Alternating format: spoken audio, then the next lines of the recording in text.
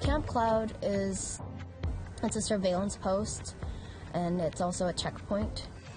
Tonight, it came down from the cloud, a major stop in Kinder Morgan's pipeline game. For us as a family, it's unfathomable that a human being could do something like this to somebody that we love. More families and more pain. Another week of murdered and missing hearings wraps up in Vancouver. Of the 20,000 people who signed up to the course, there's 32 or 33,000 people who just come to the site. And a new course goes viral at the University of Alberta and on the internet.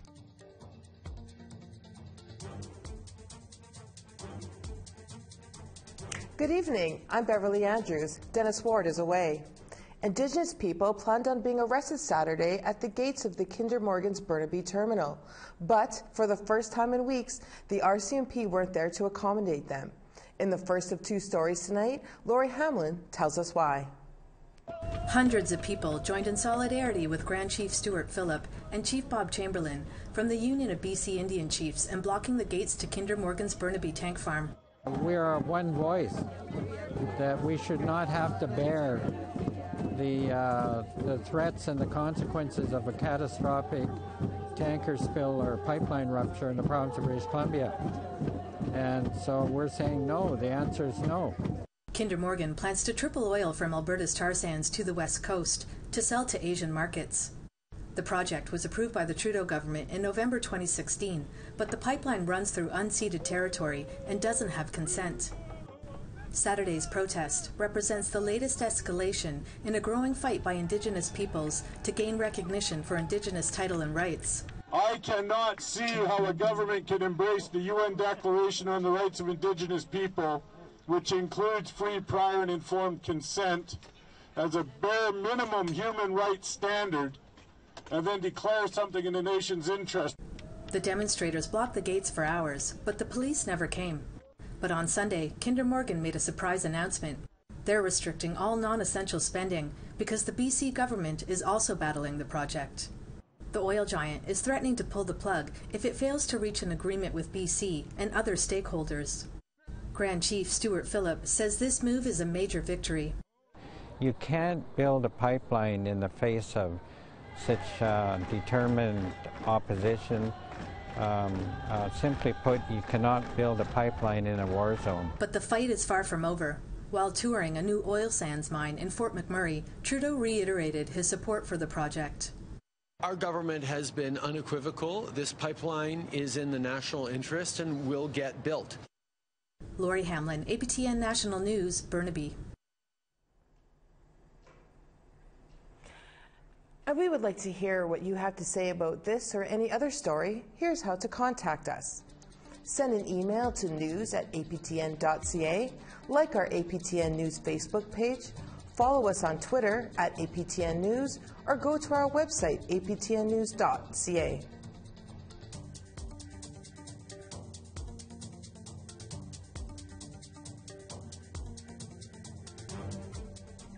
Water protectors camping near the Kinder Morgan terminal are cautiously optimistic about the oil giant's announcement, but they aren't packing up to leave just yet. Here's Lori Hamlin once again. So that's why I'd like to organize today. I'm going to go back to the city. Camp Cloud since November, when she and other water protectors first parked a trailer on the side of the road, directly across from the front gate of Kinder Morgan's Burnaby tank farm. Uni has spent the last 5 months monitoring Kinder Morgan's preliminary construction and blocking trucks from entering the worksite. The Camp Cloud it's a surveillance post, and it's also a checkpoint. What we're doing is raising awareness. It's educational. It's for the public interest. It's for people also behind the gates. Hi everyone, my name is Uni. Camp Cloud started off small, but with the help of social media, the activists connected with thousands of supporters. People from all across North America now follow Camp Cloud's protest. But from what I can see, a lot of the trees have been cut. Many supporters have visited the camp. Some stop in for a day, some stay much longer. Joshua Williams arrived 3 weeks ago, and he has no plans to leave. I was currently signing up for school. I kind of had to turn that away because me being here just means so much. Camp Cloud relies solely on donations from the anti-pipeline community to keep it going. Supporters stock the camp with food, firewood, and have even contributed enough money to build a women's cabin. We meet so many amazing people here. Some of my favorite visitors and regular supporters are the young children and our elders that come. And so that's been, to me, I just like soak it in. Recent arrests and incarcerations put a bit of a damper on the camp.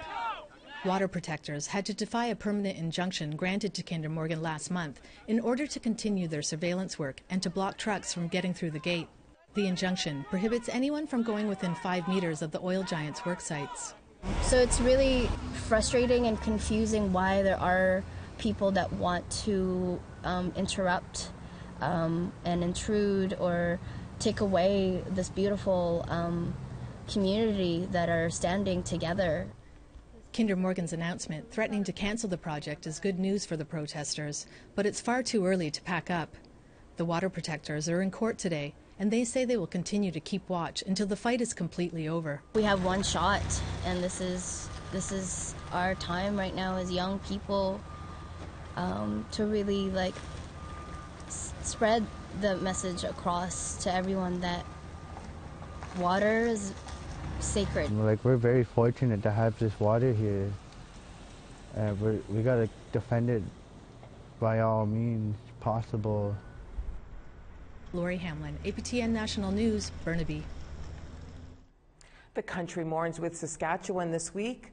A collision between a tractor-trailer and the bus transporting the Humboldt Broncos hockey team claimed the lives of 15 people on Friday, northeast of Saskatoon. 10 players were among the casualties. 2 coaches, a local sports announcer and stats expert, and the bus driver were also killed.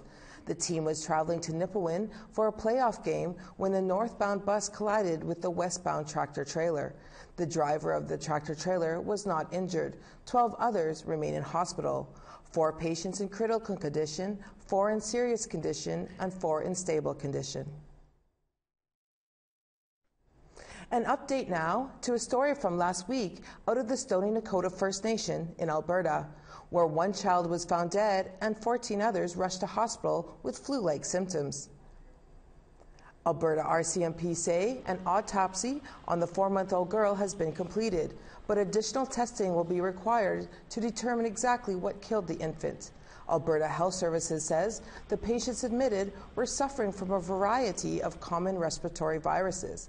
All patients have been released from hospital except for a 2-year-old girl who remains in stable condition. The Murdered and Missing Indigenous Women and Girls Inquiry wrapped up in Vancouver. We hear more about that after the break. But first, here's a look at tomorrow's weather outlook.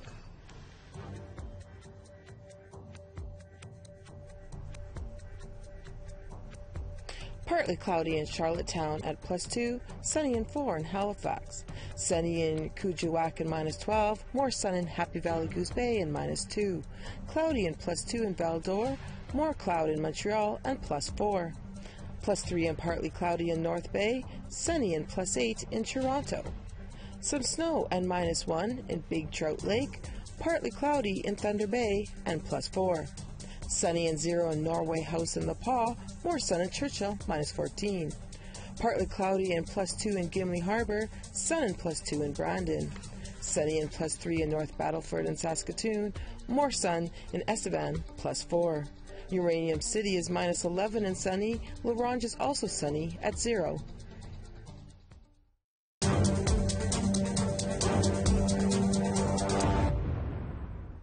The last of the community hearings for the national inquiry into missing and murdered Indigenous women and girls came to a close this weekend in Richmond, BC. APTN's Tina House has covered the events all week for us and has this story. There were many tears shed during this final community hearing in Richmond, as over 100 people came forward to share their stories of their missing and murdered loved ones, including the family of Cheryl Ann Joe, who was brutally mutilated and murdered on the downtown east side of Vancouver on January the 20th, 1992. For us as a family, it's unfathomable that a human being could do something like this to somebody that we love. Others are here with stories of survival and resilience. Like Elaine DeRoche, her childhood was filled with abuse and violence, and she was homeless by 10 years old. But despite that, she knows she's one of the lucky ones. She made it out alive. She's hopeful this inquiry will ensure women and girls are protected. I'm hoping that the government will open their eyes to the tragedy and the tragedy that they've put us through with this residential school and foster care. Elaine's story is similar to so many others, the common thread being residential schools, foster care, and broken families. However, Patrick Smith believes the connection to culture will keep us strong. More I can, think there's more value and more worth than, our culture. It's what our elders hung on so deeply, our songs, our dances, our medicines. We had ceremonies from coast to coast, from the New Channel to the Mi'kmaq, to the Cree, Dakota, many, the Ojibwe, my people, the Quagos. We had hundreds of ceremonies to deal with any ailment that we had. Seeing that the women are growing stronger, the women are rising to their feet and they're healing and they're sharing the medicines that they have with the women around them. It's beautiful. For Canada to show with actions and not just words that this inquiry will follow through with what needs to be done and the changes that need to be made. We need to look at policies. We need to look at, there is no political party that is untouched, that doesn't need to stand up and address real issues within their own political parties and actions. We need to look at the policing system. In the last year, the inquiry has now heard over 1,000 testimonies from across Canada. At the beginning of these hearings in Vancouver, the commissioners repeated their request for a 2-year extension, saying they need more time to produce a thorough report. There is still no word if the federal government will grant that extra time. Tina House, APTN National News, Richmond. A recent report card on the criminal justice system in Canada has given the Yukon a failing grade. That grade prompted First Nation justice workers in the territory to explore ways to improve how justice services are delivered to Indigenous people wrapped up in the system. Shirley McLean reports. God wasn't there, and neither was the justice system. Stories of being abused at the hands of the justice system were heard at this justice conference. Brent Bradish says he's been thrown in jail numerous times for crimes he didn't commit.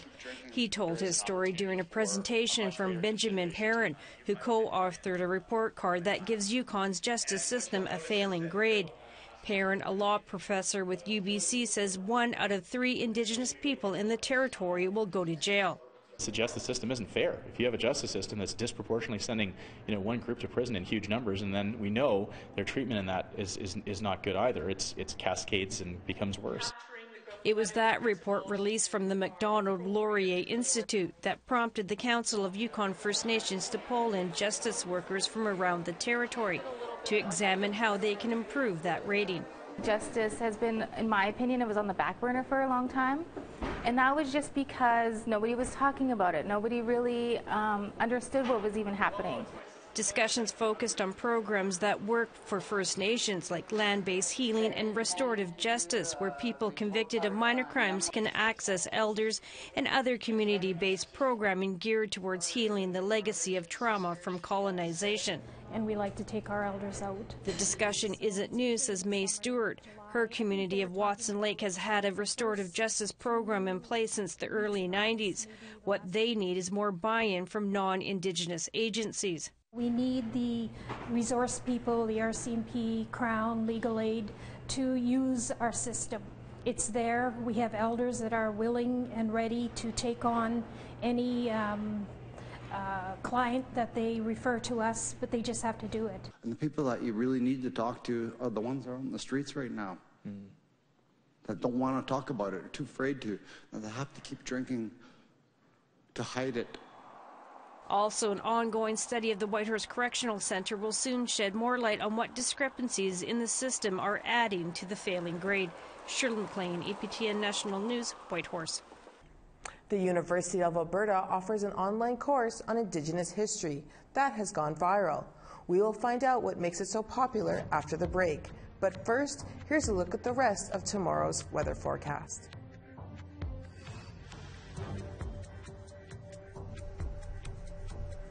Starting in Alberta, mixed precipitation and +2 in Peace River and Grand Prairie, -7 and sun in Fort Chipewyan. Partly cloudy in Edmonton at -4, some sun peeking out at Medicine Hat, +13. Cloudy in Campbell River and Vancouver at +12. Kissel as cloudy and +10. 0 and some light snow in Fort St. John, cloudy and +10 in Prince Rupert. Sunny and -8 in Rock River. Sunny and -13 in Fort Resolution and Yellowknife, -4 and sunny in Wrigley. More sun and -11 in Tuktoyaktuk and Colville Lake. Sun and -18 in Baker Lake and Whale Cove. Sunny in Clyde River and Iqaluit at -18.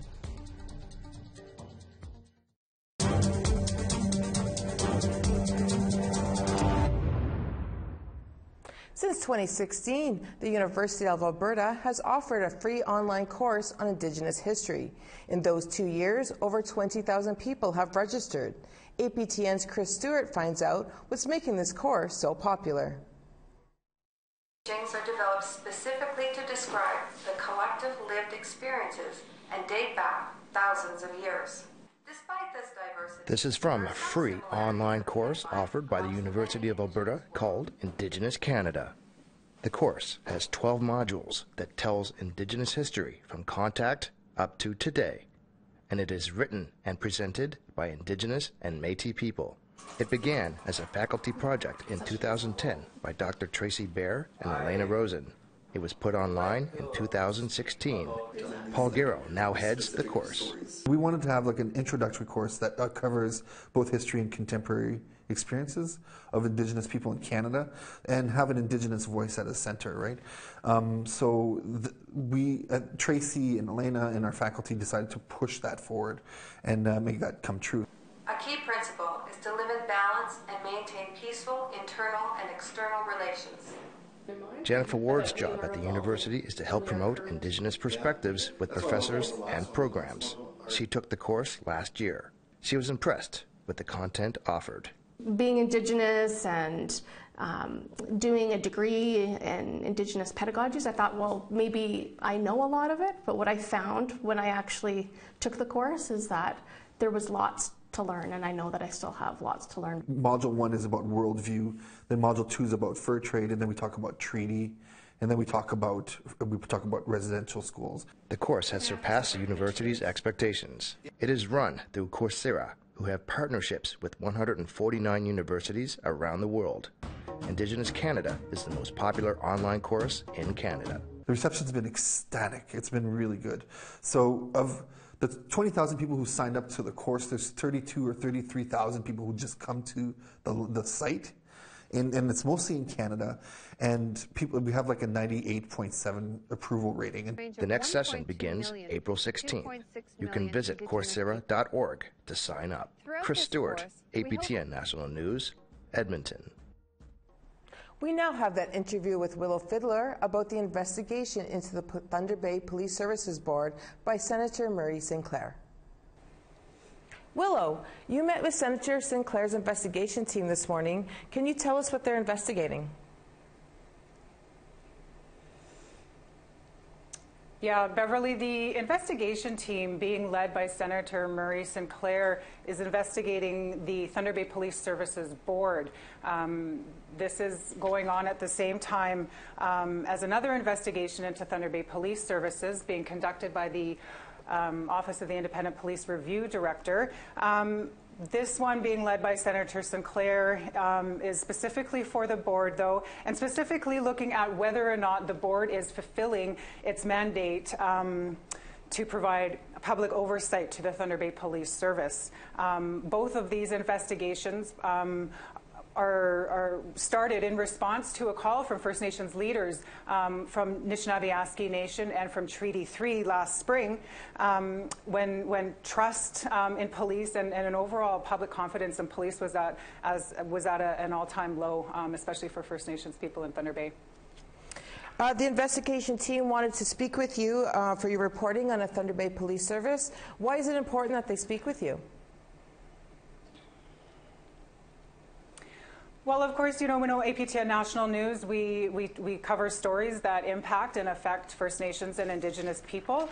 We know that 2017 was an extremely rough year for the city of Thunder Bay, with tragic deaths and other things that were happening at a leadership level, really calling into question and bringing to light a lot of the concerns that families have. And of course, all of this was happening last year in the shadow of the student inquest, where we heard many concerns from families of young people, young First Nations people, either missing or death investigations, and these families' concerns that the police weren't taking, that they weren't doing these investigations maybe with the same level of integrity and urgency, I guess, as other cases. So I think it's been really extremely important that we continue. We've reported on a lot of these stories over the year, and I think it's important to continue to report on those things because we need to address these concerns that we're hearing, because none of it is new, and it seems to be continuing to happen as we go forward. And when can we expect to see the report from Senator Sinclair? So the initial timeline, the original timeline, has already passed. It was for the end of March.